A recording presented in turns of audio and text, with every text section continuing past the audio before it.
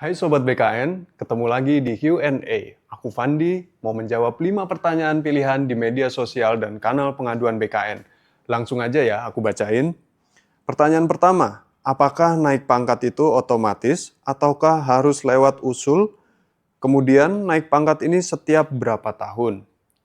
Nah, sekarang periodisasi usulan kenaikan pangkat sudah tersedia 12 kali dalam 1 tahun loh. Artinya, Sobat BKN punya kesempatan mengajukan KP sepanjang tahun.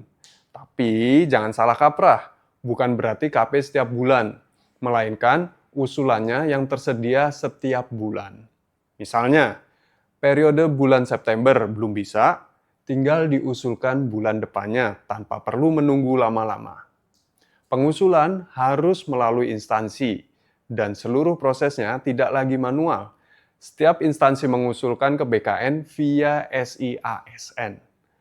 Perlu diketahui juga, kalau Sobat BKN merupakan jabatan pelaksana, maka berlaku kenaikan pangkat reguler 4 tahun sekali. Sementara untuk JF, berlaku kenaikan pangkat pilihan yang menggunakan angka kredit.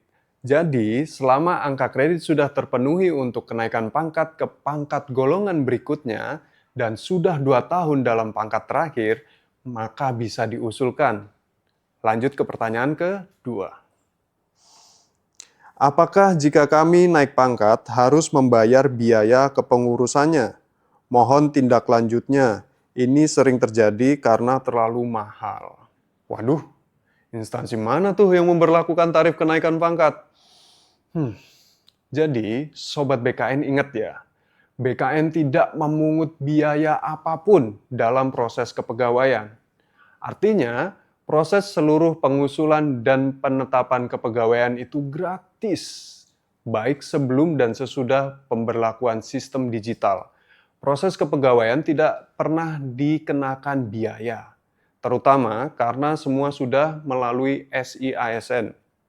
Jadi instansi tidak perlu repot membawa berkas ke BKN. Jika Sobat BKN dipungut tarif tertentu oleh oknum unit pengelola kepegawaian instansi untuk semua urusan kepegawaian, kami sarankan segera sampaikan melalui kanal pengaduan lapor, disertai bukti dukung yang valid sebagai dasar tim teknis BKN turun ke lapangan. Kita beralih ke pertanyaan ketiga. Apakah kenaikan pangkat harus melalui kelulusan uji kompetensi? Jika seorang guru tidak lulus dalam uji kompetensi, maka guru tersebut tidak bisa naik pangkat. Mohon informasinya.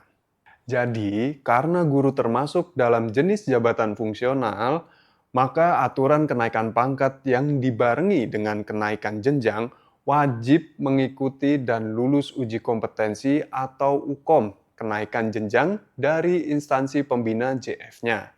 Jika Sobat BKN dinyatakan belum lulus UKOM, silakan dapat mengusulkan kembali UKOM periode berikutnya sesuai jadwal yang disediakan instansi pembina JF. Tapi, perlu dipahami juga bahwa tidak semua kenaikan pangkat bagi JF harus melalui uji kompetensi atau UKOM. Jadi silahkan disesuaikan dengan kebutuhannya ya.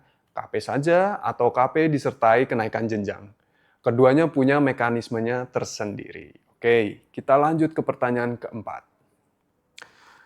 Apakah P3K penuh waktu dan P3K paruh waktu tidak bisa menyesuaikan ijazah, misalnya dari SLTP ke SLTA? Nah, begini Sobat BKN.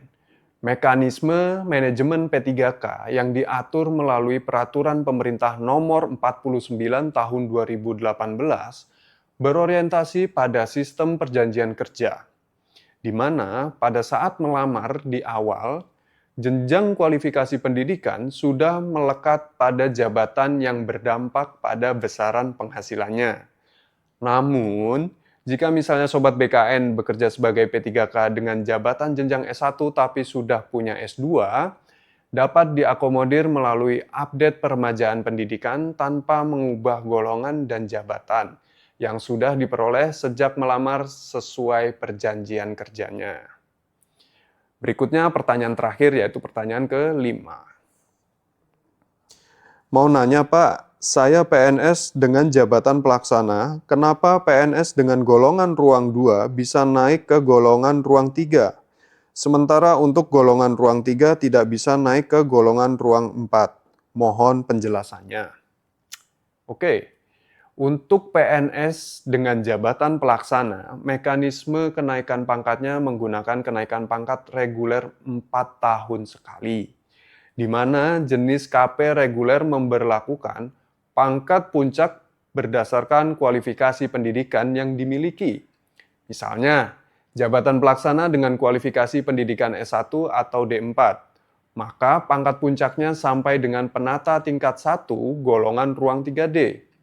Kecuali Sobat BKN lanjut sekolah hingga S2, maka mencapai pangkat puncak yaitu 4A. In case Sobat BKN dialihkan ke dalam jabatan fungsional, maka yang digunakan adalah KP pilihan, di mana pangkat puncaknya mengikuti jenjang keahlian jabatan Sobat BKN. Contohnya, JF Madya bisa hingga 4C, dan JF Ahli Utama bisa sampai dengan 4E. Oke, itu dia jawaban dari 5 pertanyaan pilihan yang ditanyakan oleh Sobat BKN.